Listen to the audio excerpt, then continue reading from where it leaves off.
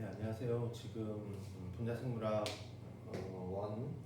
2주차 두 번째 강의 시작하도록 하겠습니다.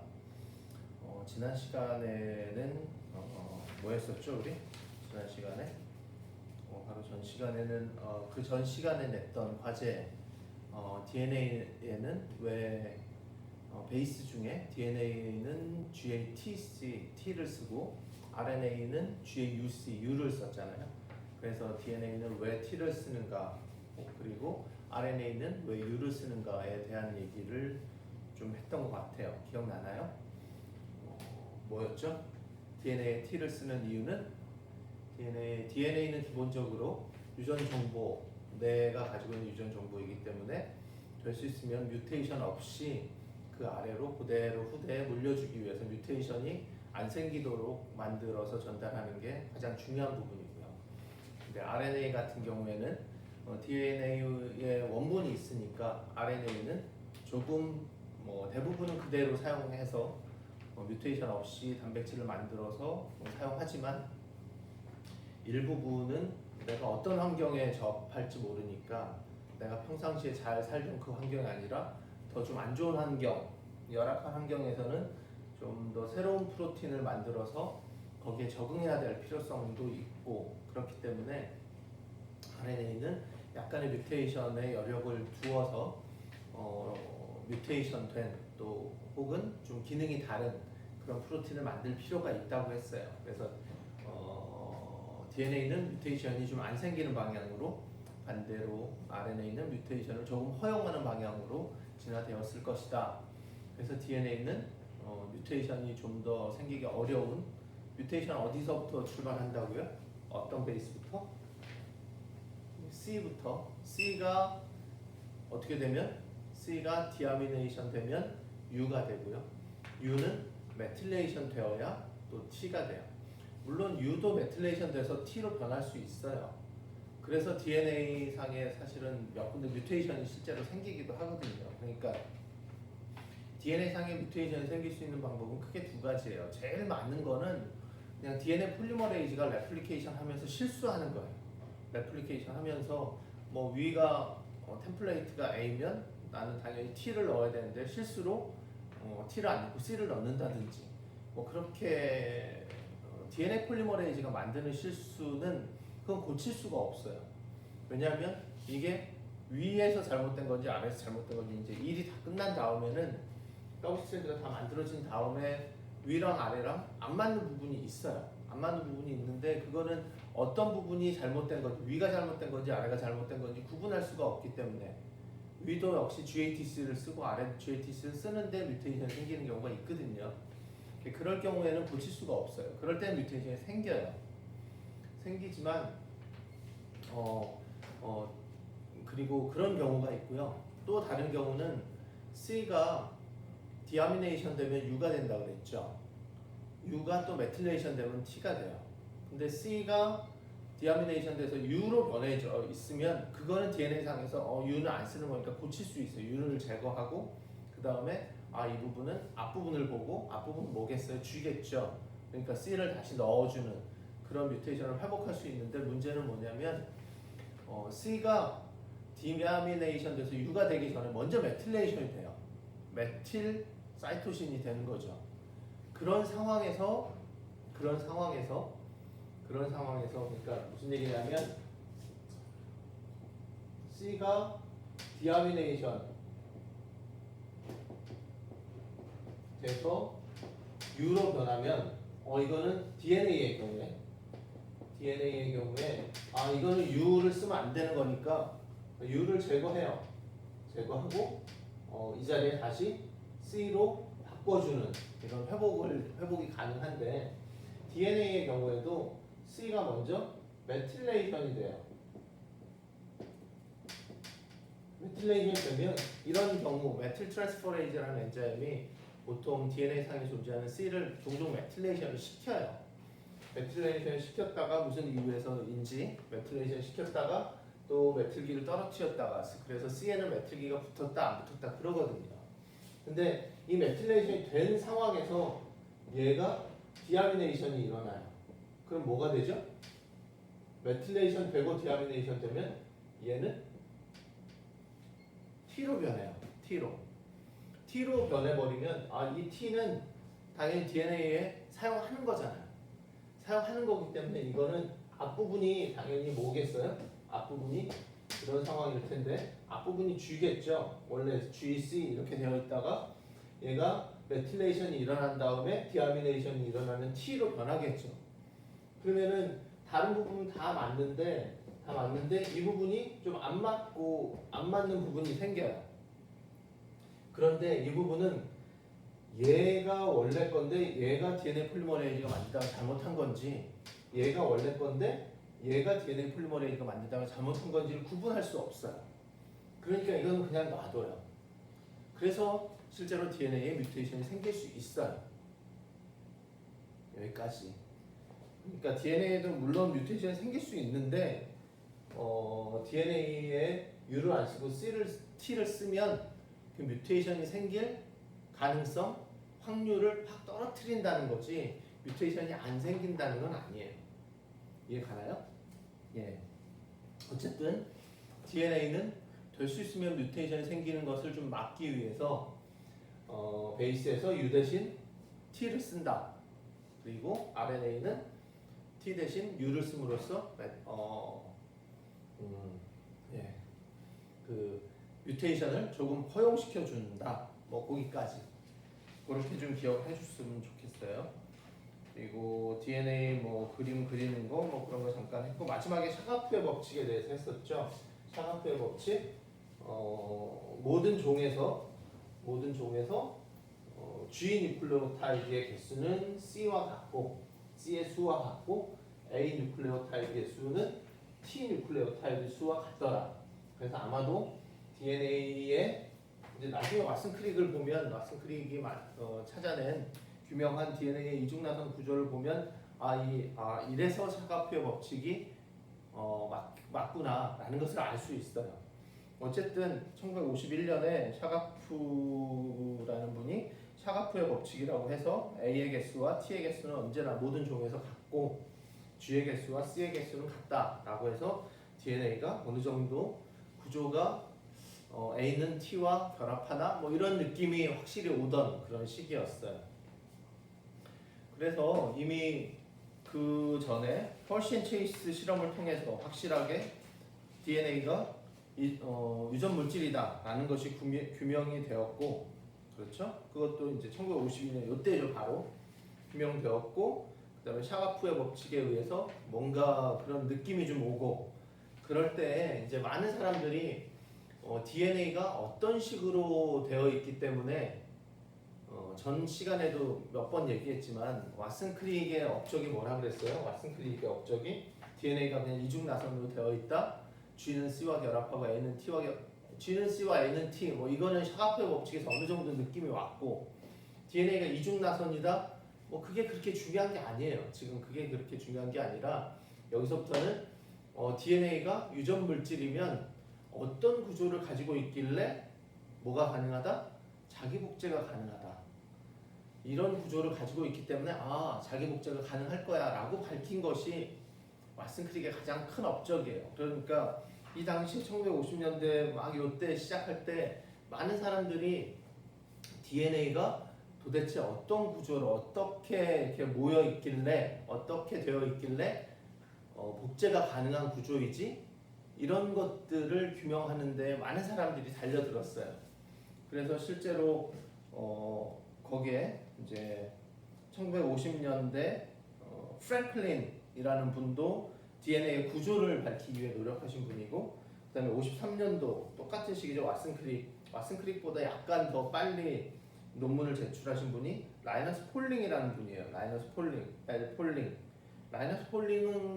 분은 누구냐면 여러분들 단백질 구조 하면 뭐 생각나는 거 뭐 있어요? 단백질 1차 구조는 아미노액시드의 서열이잖아요. 단백질의 2차 구조는 뭐예요?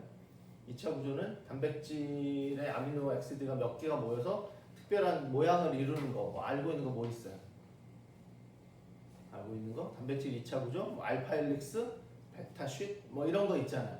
그래서 단백질의 특정 부분이 그러니까 2차 구조를 이루는데 그 알파 헬릭스 구조를 제일 처음 규명하신 분이 라이너스 폴링이에요. 그러니까 단백질의 구조를 하시던 분이라고. 그러니까 구조의 전문가인데 이분도 DNA가 이제 그러니까 앞부분 많이 얘기했잖아요. 앞부분에서 어떻게 얘기했냐면 많은 사람들이 단백질이 유전 물질일 것이다. 단백질이 굉장히 중요하다라고 해서 1950년대 대부분의 뭐 앞서 나가는 과학자들은 다 단백질 연구를 하고 있었어요. 단백질이 어떻게 생겼나, 어떤 구조를 이루고 있나. 뭐 그러다가 이제 뒤에 1950년대 중반쯤에 오니까 다들 DNA가 유전 물질이다라고 하니까 DNA가 어떻게 생겼나 이런 것들에 대해서 많은 대가들이 이제 연구를 하기 시작해서 라이너스 폴링도 어떻게 보면 그 전까지 이제 단백질 구조를 하시다가 갑자기 이제 DNA 구조에 뛰어들어서 사실은 왓슨 크릭보다 좀 더 빠르게 propose a three-chain helical structure, 삼중 나선 구조다. DNA는 삼중 나선이다라는 논문을 발표를 하세요.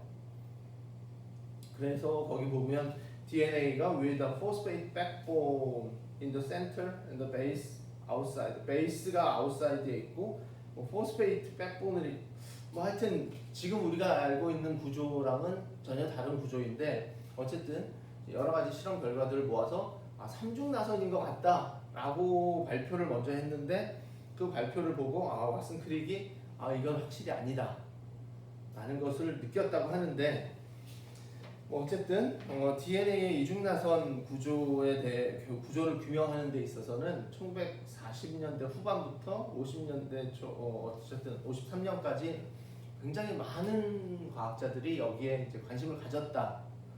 그런데 이제 결과적으로 승리한 사람은 왓슨 크릭이죠. 왓슨 크릭. 왓슨이 그래서 이제 1953년에 사실은 이 논문을 내고 나서 DNA 이중나선이라는 논문을 내고 나서 왓슨이 그러니까 호기롭게 쓴 책이 한 권 있어요. 제목 알아요? 더블 헬릭스라는 이중나선이라는 책이에요. 왓슨이 쓴 이중나선이라는 책. 그 책은 뭐냐면 왓슨이 굉장히 많은 사람들이 DNA의 구조를 밝히기 위해서 막 여기저기서 노력하고 그랬는데 자기가 어쨌든 승리한 거잖아요. 그래서 자기가 승리해서 그거에 이제 취해서 거의 뭐 소설책처럼 뭐 어떤 사람은 이런 논문을 발표하고 어떤 사람한테 또 이런 정보를 얻고 막 그런 얘기들을 아주 재밌게 쓴 책이에요. 왓슨이 교과서 말고 뭐 자서전 같은 거를 3번 썼거든요. 3번 썼는데 그 이중나선이라는 책도 어떻게 보면 자기가 이중나선이라는 DNA 구조를 밝히면서 했던 여러 가지 일들 그런 일들 그리고 또 다른 사람과 경쟁하면서 결국에 승리했다라는 것을 이제 자랑하면서 쓴 책이거든요. 근데 재미는 있어요, 확실히. 그래서 여러분들 뭐 고등학교 때도 많이 읽어본 친구들 있었던 것 같은데 지금이라도 읽어보지 않았으면 한 번쯤은 읽어보면 그냥 재미있는 책이에요. 근데 그 다음 번부터 나오는 자서전 같은 책은 굉장히 재미없어요. 안 읽어도 되는데 이중나선 책은 한번 읽어보셨으면 좋겠고 그 이중나선 책에도 이제 나오는 얘기인데 1950년대에 로잘린드 E. 프랭클린이라는 사람이 있어요. 로잘린드 E. 프랭클린 하면 이분 이름 들어본 적 있나요? DNA에서 DNA 구조하면서 DNA 구조하면 왓슨 크릭밖에 생각이 안 나는데 어떤 친구들은 이제 로잘린드 E. 프랭클린이라는 분의 이름을 들어본 적이 있을 수도 있는데 DNA 이중나선 하면 DNA 왓슨 크릭 그리고 DNA 이중나선 하면 여러분들이 떠오르는 그림 같은 거 혹시 있나요? 떠오르는 그림? 떠오르는 사진? DNA 이중나선 사진 어떤 사진이 생각나는 게 있어요? 어디서 본 듯한 교과서나 어디에서든 보통은 DNA 이중나선 하면 왓슨과 크릭이 여기에다가 무슨 그 뭐죠? 우리 화학 수업 시간 때 탄소, 뭐 수소, 뭐 이렇게 해서 그 이런 뭐 이런 모형 같은 거 있잖아요. 모형 같은 게 이렇게 DNA 모형 같은 게 이렇게 있고요. 한 사람 앉아 있고 한 사람 서서 이렇게 쳐다보는 이런 사진 그런 거 본 적 있어요? 네, 그런 사진이 일단은 제일 대표적이에요. 그 어디에서든 되게 많이 나오는 사진인데 이 구조 그 모형 같은 거를 이렇게 서서 쳐다보면서 이렇게 얘기하는 듯한 누가 봐도 이렇게 촬영 딱 의식하고 그런 찍은 사진 그 사진이 있고요. 그 다음에 DNA 하면 또 이중나타나면 생각나는 그림이 뭐 이런 사진이 있어요. 이렇게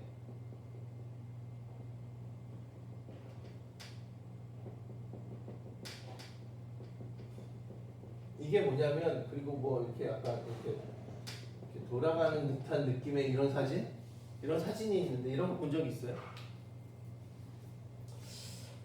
예, 이렇게 대면으로 하면 더 느낌이 확실하게 살 텐데 하여튼 이런 그림이 있는데 이건 뭐냐면 뭐라고 써 있냐면 이렇게 해놓고 밑에다가 DNA X설 회절 사진 뭐 이렇게 되어 있어요. 근데 이 사진이 누구 사진이냐면 프랭클린의 사진이에요. 프랭클린의 실험 결과예요. 이분은 이제 엑스레이 디프랙션이라고 해서 X선 회절이라는 방법으로 DNA의 구조를 이제 연구하고 그런 분인데 이분이 상황이 지금 어떻게 되어 있냐면 여러분들 왓슨 크릭 하면 DNA 이중나선 구조를 밝혀서 노벨상을 받았잖아요. 1953년에 이 논문을 발표하고 62년에 노벨상을 받았는데 62년에 노벨상을 받은 사람이 한 사람 더 있어요. 왓슨 크릭만 우리는 알고 있는데 왓슨 크릭과 모리스 윌킨스라는 사람이에요. 모리스 윌킨스라는 분이 세 사람이 이제 노벨상을 공동 수상을 해요. 노벨상을 공동 수상하는데 모리스 윌킨스가 누구냐면 로잘린드 E 프랭클린의 그 보스예요, 보스. 그러니까 모리스 윌킨스가 실험실을 운영하는 사람이었고 그 밑에 이제 로잘린드 E 프랭클린이 이제 실험을 하고 있었던 거죠.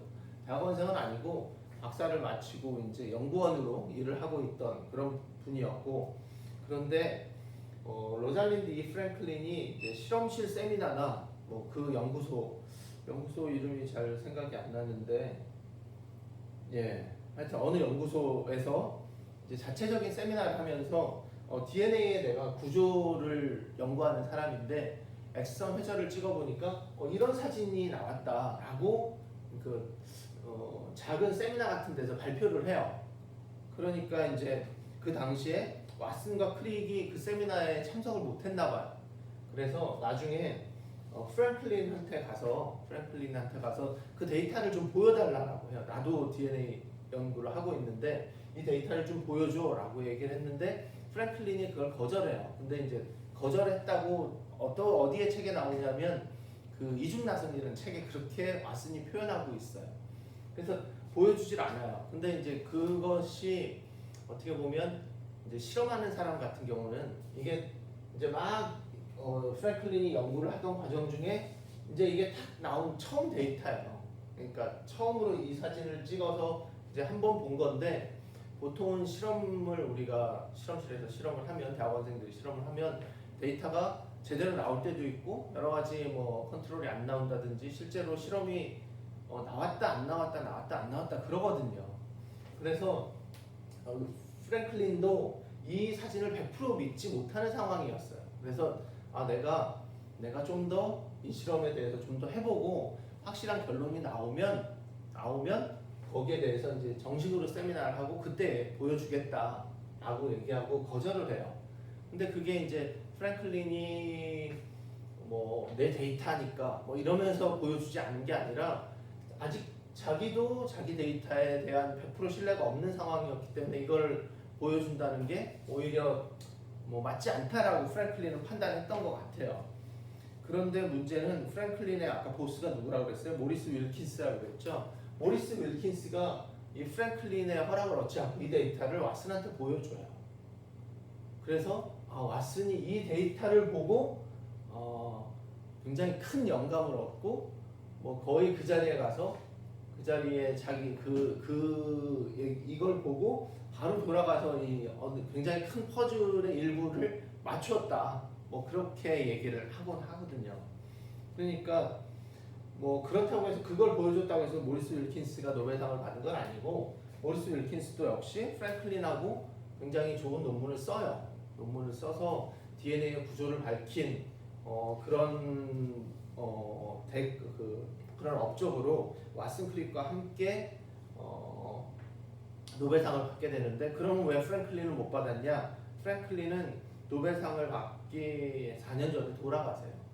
1920년생인데 1958년에 돌아가시는 바람에 노벨상을 당연히 받았어야 되는데도 불구하고 노벨상을 받지 못한, 그래서 로잘린드 이 프랭클린은 뭐 그런 책들 있죠. 뭐 노벨상 불운의 과학자, 뭐 노벨상을 받았어야 되는데 뭐 데이터도 뺏기고, 그리고 노벨상도 받지 못하고, 뭐 그런 불운의 과학자, 뭐 그런 식으로 뭐 책도 있더라고요. 뭐 그런데 대표적으로 나오시는 분이에요. 그런데 로잘린드 프랭클린은 이런 업적뿐만 아니라 DNA와 관련된, 또 바이러스와 관련된 굉장히 큰 업적들이 많이 가지고 계신 아주 훌륭한 과학자시고요. 그래서 아까 말한 대로 왓슨이 1953년에 이제 그 DNA 이중나선 구조를 규명한 논문을 제출하고, 그 다음에 또 이중나선 더블 헬릭스라는 책을 쓸 때 그 책 안에서 프랭클린에 대해서 좀 굉장히 안 좋게 써요. 그래서 프랭클린은 다른 사람들과 이렇게 협력하지 못하고 뭐 고집불통인 그런 과학자다, 뭐 이런 식으로. 그런데 오히려 그 책을 읽은 많은 사후에, 이 프랭클린이 돌아가신 후에 사후에 많은 과학자들이 그 책, 왓슨의 책을 보고 아니다, 프랭클린은 절대 그런 사람이 아니다, 프랭클린은 굉장히 많은 사람들에게 자기의 데이터를 보여주고 협동해서 같이 연구하는 것을 즐겨하는 사람이고 굉장히 제너러스한, 아주 친절하고 좋은 사람이다 라고 해서 프랭클린이 오히려 그 책 때문에 다시 재조명받는 그런 계기가 되기도 했다고 해요. 왓슨은 뭐 누구신지 다 알죠. DNA 이중나선 구조를 규명해서 1953년에 규명했는데 이때 나이가 보니까 25살이에요. 25살. 왓슨은 1928년생이에요. 28년생 25살. 이때 박사였는데 28년생인데 15살 때, 그러니까 뭐 43년 이때 대학에 입학해요. 그러니까 중고등학교 막 월반을 하고, 그 다음에 1950년에 박사학위를 받아요. 그러니까 뭐 28년이니까 50년이면 22, 우리나라 나이로 한 23살 그럴 때 박사를 받죠. 그리고 나서 정말로 박사 받은 지 한 거의 3년 후에 뭐 인생 최고의 결과, DNA 이중나선 구조를 규명한 이런 논문을 냅니다. 그리고 1962년이니까 34살에 노벨상을 받아요. 34살에. 예. 34살에 노벨상을 받고 아직 살아계시거든요. 그럼 몇 년이야? 노벨상을 받고 하여튼 50년 이상을 살고 계신 분이에요. 왓슨이 한 업적 DNA 이중나선 구조를 밝힌 거 말고, 왓슨과 크릭은 그 다음에 이제 크릭은 그 다음에도 계속 학교에서 학생들을 가르치는 일을 해요. UC 샌디에고, 그러니까 캘리포니아에 있는 대학에서 학생들을 가르치고 연구하고 뭐 그런 일들을 계속하면서, 그리고 2004년에 돌아가셨거든요. 88세로 돌아가셨고요. 근데 이제 왓슨은 그 책을 쓴 이중나선 책만 봐도 그분의 이제 성향을 좀 알 수 있어요. 그러니까 그분은 이렇게 혼자서 이렇게 연구하고 이렇게 번뜩이는 머리로 이렇게 연구는 잘 하지만 그 안에서 담을 수 없는 그런 그릇. 그래서 그 다음부터는 보통은 이제 약간 학교에서 조용히 연구하는 것이 아니라 연구소 같은 데 가서 연구소 보직하고, 그러면서 연구소 소장, 미국의 굉장히 큰 콜드 스프링 하버라는 연구소에서 소장직을 굉장히 오래 하셨고요. 그 다음에 이분의 또 다른 업적 중에 하나를 꼽으라고 하면 여러분들 그 휴먼 지놈 프로젝트 아세요? 인간 게놈 프로젝트 뭐 하는 거예요?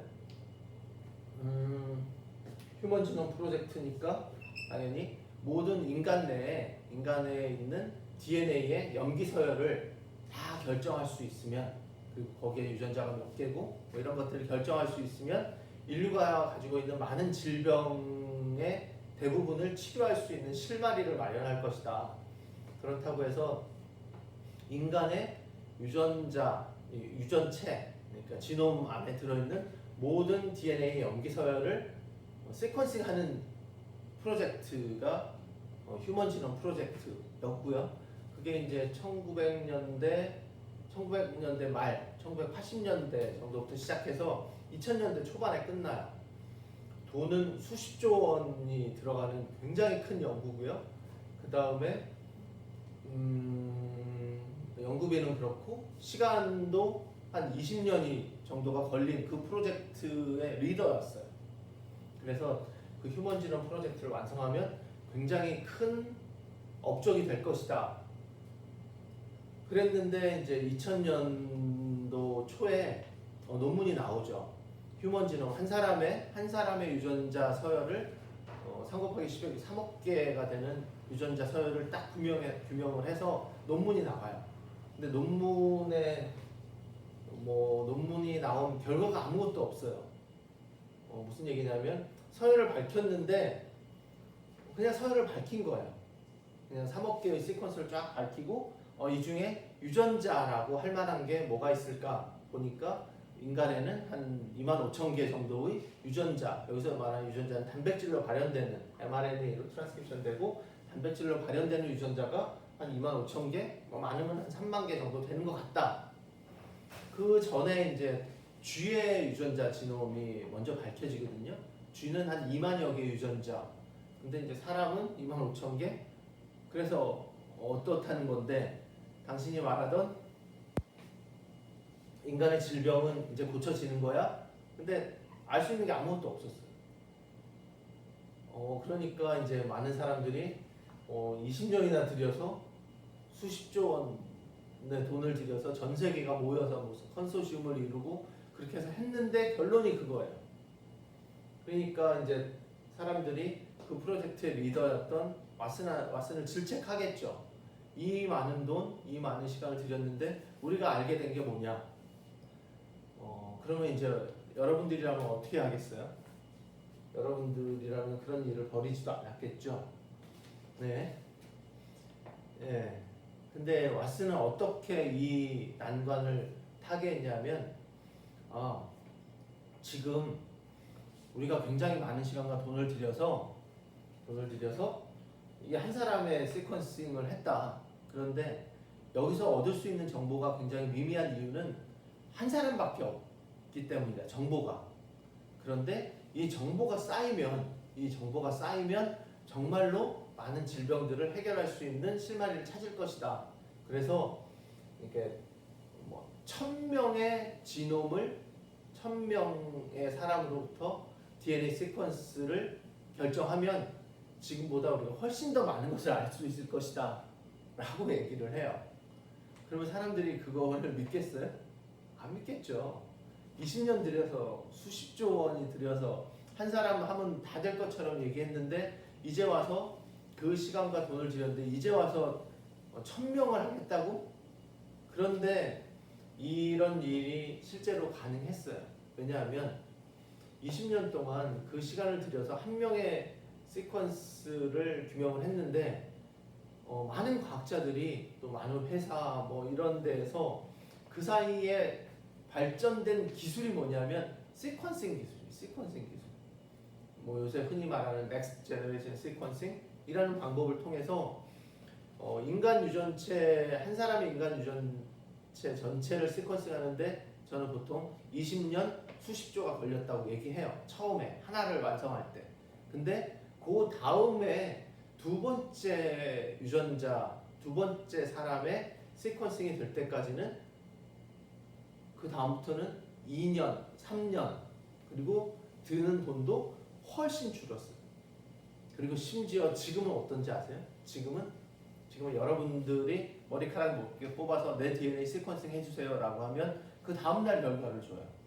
그 다음날 서열을 쫙 주고 유전자 어느 유전자에 몇 번에 어디 뮤테이션 이걸 주고 돈이 얼마 드느냐 하면 1,000불, 100만 원 들어요. 물론 여러 사람이 모여서 이렇게 주문하면 더 싸게 할 수도 있어요. 그래서 보통 이제 시퀀싱 휴먼 지놈 프로젝트를 하면서 1,000불 시대가 올 것이다. 1,000불 시대가 올 것이다. 곧 1,000불 시대. 그러니까 시퀀싱 하는데 드는 비용이에요. 원데이 1,000불 시대가 올 것이다 라고 그 당시에도 곧 올 것이다 라고 얘기했는데 정말로 몇 년 전부터 정말로 1,000불 시대가 왔어요. 그래서 이제는 어떤 사람이 어떤 질병으로 요새 어떤 연구를 가장 많이 하냐면 저도 이제 암과 관련된 일을 많이 하는데 이제 암으로 인해서 사람이 이제 치료를 받으러 와요. 그러면 그 사람의 정상 조직과 암 조직을 뜯어서 시퀀싱을 해봐요. 그러면 어느 부분에 이 사람의 정상 조직에는 뭐 이런 시퀀스를 원래 가지고 있어야 되는데 암세포를 보니까 어느 부분이 뮤테이션이 생겼네. 그러니까 이 부분에 뮤테이션이 암과 관련이 있지 않을까? 이것도 역시 한 명만 하면 안 되겠죠. 그래서 어떤 병원에서는 뭐 암으로 온 환자 500명 정상 암 조직 그래서 시퀀싱을 해봐요. 해보면 어느 유전자의 암 조직에서 보니까 어느 유전자의 뮤테이션이 생긴 게 확실히 확률이 높더라. 그래서 그러면은 거꾸로 어떤 사람이 왔을 때 시퀀싱을 해보니까 아직 암은 안 생겼는데 이 유전자에 뮤테이션이 있다 라고 하면 이 사람은 암이 생길 확률이 높겠구나 라는 것을 판단할 수 있어요. 그리고 심지어는 반대로 이제 암이 생긴 환자가 이제 수술하잖아요. 수술하고 나면 이제 완치되는 경우도 있고 아니면 뭐 몇 년 후에 다시 재발해서 오는 사람들이 있어요. 그렇게 되면 또 재발했을 때 뮤테이션. 그래서 또 어떤 사람은 재발이 되고 어떤 사람은 재발이 안 되고. 그러니까 암 환자가 오면 이 사람이 시퀀싱을 해보면 재발할 수 있는지 안 할 가능성이 높은지도 판단할 수 있고. 그러다 보니까 실제로는 정말로 왓슨이 말했던 이건 모든 질병에 다 해당되는 건 아니에요. 이렇게 DNA, 지놈, 특별한 어떤 유전자의 뮤테이션으로 유발되는 그런 질병에 관해서인데 특히 암 같은 경우는 기본적인 암의 발생 원인이 뮤테이션이거든요.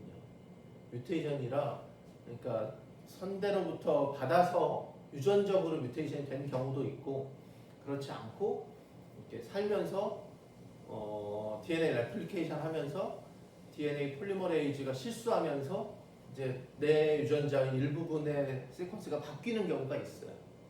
그렇게 돼서 암이 생기는 건데 그런 것들을 중간중간에 체크업할 수 있다는 거예요.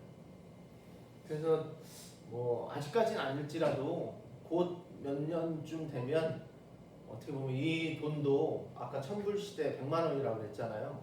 그러니까 그거보다 좀 더 가격이 싸지게 되면 이제 뭐 건강보험 같은 거 할 때 몇 년에 한 번씩 체크업 할 때 그런 시퀀싱도 하게 될 날이 오지 않을까? 지금도 이제 일부분의 시퀀싱은 진단을 하는데 사용하기도 해요. 그러니까 어느 부분에 환자가 왔을 때 어느 부분에 뮤테이션이 있는지 없는지를 시퀀싱을 해서 전체 시퀀싱 하는 데는 100만 원이 들지만 일부분 시퀀싱 하는 데 훨씬 더 돈이 더 적게 드니까 특히 이제 암이라고 하면 유방암 그러면 어떤 유전자에 뮤테이션이 있으면 유방암이 재발될 확률이 높다. 그러면 이 환자가 왔을 때 그 부분을 시퀀싱을 해보는 거예요. 그래서 이번에 완치됐고 그 다음에 재발될 확률도 없다. 뭐 이렇게 얘기를 해준다든지. 그래서 이제 대표적으로 그 안젤리나 졸리 얘기 많이 하죠. 안젤리나 졸리 같은 경우 이제 유방암이 생길 확률이 높은 유전자의 뮤테이션을 유전적으로 가지고 있었어요. 그래서 브라카라는 유전자의 특정 사이트에 뮤테이션이 되면 이제 선천성 유방암이 유발될 확률이 다른 사람보다 거기에 뮤테이션이 없는 사람보다 훨씬 높은데 이쪽 가족의 집계는 그런 것들을 많이 가지고 있어서 그래서 유방 제거 수술도 미리 받고, 그리고 뭐 얼마 전에는 뭐 또 다른 곳에 수술도 받았고 뭐 그런 얘기들이 있더라고요. 그러니까 오늘은 좀 다른 얘기만 하다가 35분이 거의 다 가버렸네요. 예, 뭐 어쨌든 오늘 여러분들한테 좀 하고 싶은 얘기는 뭐였냐면 DNA의 이중나선 구조, 이것도 다음 시간으로 넘겨야 되겠네요. 다음 시간으로 넘겨야 될 것 같긴 한데, 어쨌든 DNA 이중나선 구조를 밝히기 전에 이제 로잘린드 이 프랭클린의 업적이에요. 업적이고 왓슨 크리 그 왓슨이 그렇게 뭐 이중나선 이 구조를 규명한 것 외에 또 다른 업적도 있다. 근데 사실은 왓슨은 그 다음에 아까 앞에 제가 이제 자서전적으로 책을 3권 썼다고 그랬잖아요.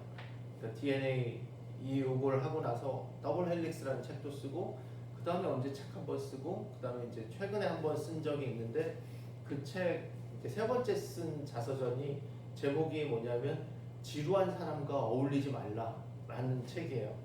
그것도 역시 이제 자기가 노벨상을 받기 전에, 그러니까 DNA 이중나선 이 구조를 밝히기 위해서 일할 때까지, 그리고 그때부터 노벨상을 받을 때까지, 그다음에 노벨상을 받은 이후에 뭐 이런 것들을 이제 책으로 굉장히 두껍게 썼는데, 제목과는 달리 굉장히 지루해요. 재미없어요. 그리고 매 챕터마다 무슨 뭐 선배 과학자, 이런 과학자와 이런 과학자를 저 옆에 두어야 된다, 뭐 아니면 이런 과학자는 피해야 된다, 뭐 이런 그런 뭐 얘기들도 써놓고 뭐 그런데, 하여튼 뭐 그 책보다는 여러분들한테 이중나선이라는 책은 한 번쯤은 꼭 읽어봐 줬으면 좋겠고, 다음 시간에 정말로 왓슨 크릭의 그 이중나선 구조, 그 구조의 의미, 뭐 그런 것들 얘기하고 이번 챕터 어쨌든 빨리 다 이번 주 안에는 마무리하도록 할게요. 네, 수고했습니다.